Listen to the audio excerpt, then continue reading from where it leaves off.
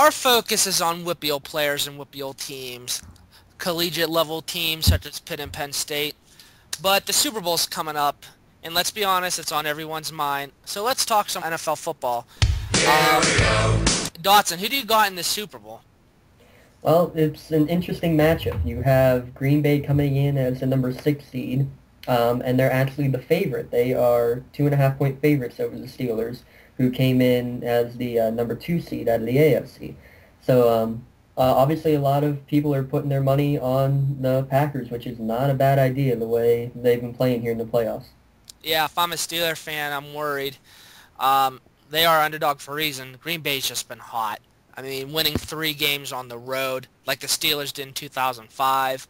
Steelers were the number 6 seed, and they were favored to win, so why not the Packers in this case? Some Steeler fans are outraged over this.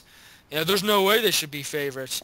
Look at them, they're number 6 seed. Well, so were the Steelers a few years ago.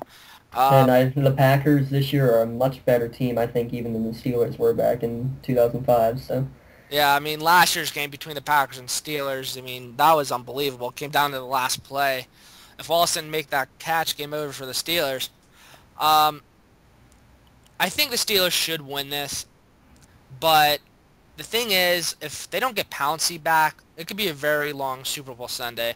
I mean, against the Jets, he fumbled 2 times. One of them turned out to be a safety. I mean, for a rookie, Pouncey is outstanding. His presence on the field is going to be missed if he's not there. I mean, they can't afford 2 miss snaps like that like from last game. So I'm going to go out and say if Pouncey plays, the Steelers win 30-27. If he does not play, I'm going to say Packers win about 27-24. So I am going to make this all about the rookie center here in this situation. What do you think? You think I'm kind of overstating this a little bit, or do you think I'm spot on? I think you're about as close as you can get to being right on, because the center, other than the quarterback, the center is probably the most important player on the offense. And when you have that chemistry, it's been going all year, which is amazing. You've had that strong of a chemistry with a rookie player, but then again, he is the first rookie Pro Bowl center in over 30 years. Mm-hmm. So it definitely means a lot, and I hope for the Steelers' sake that we can get him back. But it's going to be interesting. I think that this Super Bowl is going to go down to the wire, just like the game last year. And the game last year for the Steelers was a playoff game. Essentially, they needed to win to keep their playoff hopes alive at that time. And the one thing about Roethlisberger, I mean, a lot of people don't put him in their top 5 quarterbacks or whatever. The one stat that I always look at is the number of fourth quarter winning drives, tying drives, and in overtime. And besides Peyton Manning, Ben Roethlisberger is the top of the list in terms of game-winning drives. So, to me, I see him going down the field like he did in the last Super Bowl. I see him going down the field like he did against Green Bay last year to win on the last second on the pass to Wallace. I think, though, that in the end, it'll be a Sean Sweeten field goal that puts him on top. I'm going to give a final score of 20-17, but I'll tell you what, it's going to be a fun Super Bowl. I can't wait. I might be the only person that has this game being a high-scoring game. I just think it's going to be kind of a repeat from last year. In terms of Roethlisberger, I do see both sides of the argument. Big Ben, yeah, he doesn't put up the greatest stats, but wins is the most important thing. He's won 2 Super Bowls. He's not even 30 yet.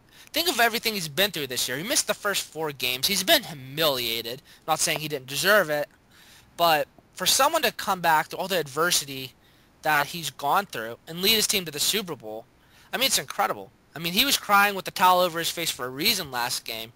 It wasn't just because they made the Super Bowl. It's because of what's going on with everything. It's because with everything that's going on with them.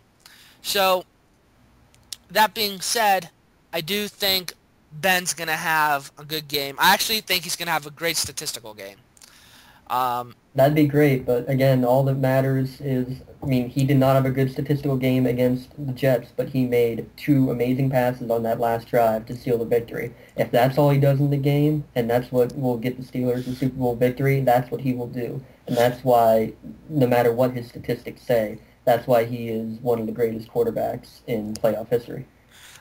Agreed. I mean, yeah, he's no Brady or Manning in terms of stats, but you can make the argument now that Brady, or Roethlisberger rather, is a better postseason quarterback than Brady, only because we don't know what Spygate really has done for the Patriots. We don't know how they would have fared if they didn't have all those audibles and all those advantages to them. One interesting stat is that the Patriots haven't won a playoff game since Spygate, since they've been caught. So, who knows? Maybe the Steelers would have won those 2 AFC Championship games against the Patriots. Maybe Brady doesn't even win a Super Bowl. Well, put all the speculation out of hand right now. If the Steelers win this Super Bowl, that gives Roethlisberger 3 rings, as many as Brady, and a much better playoff win percentage than Brady. I think that, in and of itself, without even having to look at Spygate, shows who the better playoff quarterback is. Yeah, I mean, Brady's led his team to 4 Super Bowls, won 3, but are those 3 justified Super Bowls? Are those 3 earned Super Bowls? So, you're right, a Super Bowl win's a Super Bowl win. Roethlisberger has more than Manning, doesn't have the great stats. Now, that first Super Bowl, yeah, he had a 23.9 rating. Was he 9 for 23? But like you said, stats don't matter.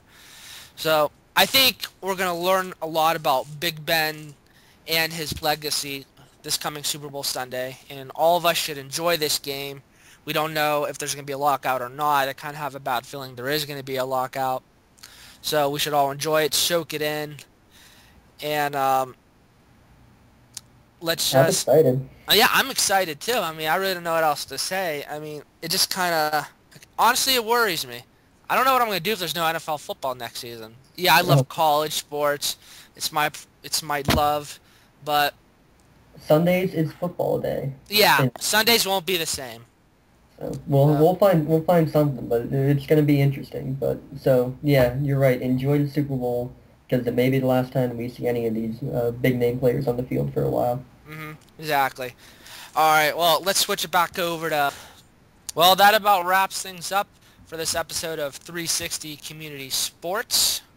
But before we go, make sure to check out the link on our Facebook page to a very interesting article from Sports Illustrated about Aliquippa football. It just may give you a new appreciation for the unseen hardships that surround high school athletes. Sounds good to me, man. Thanks for joining us. You've been clutch the past 2 weeks. Well, I hope everyone enjoyed this episode of 360 Community Sports. Make sure you tune in again next week for our latest podcast. Everyone, have a good night. Oh, we're halfway there.